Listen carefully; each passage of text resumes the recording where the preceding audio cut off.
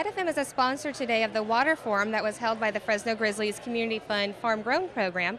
Tell me why the water and drought issues are so important to NetFM. So Netafim is the inventor of drip irrigation being one of the most significant water conservation practices around the world. For Netafim, it is very important to support both long-term and short-term steps to save water.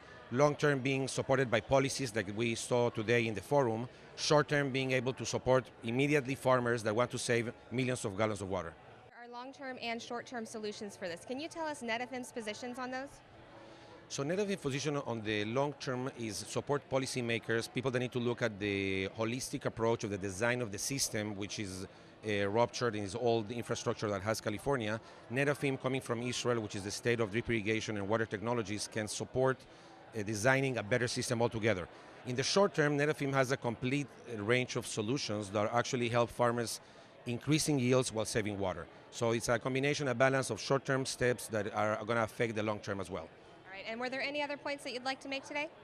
No, thank you very much for the Fresno Grizzly to put this together. We want to educate the farmers, we want to educate the population of California of these important steps to get better on water conservation altogether. Thank you so much. All right, thank you.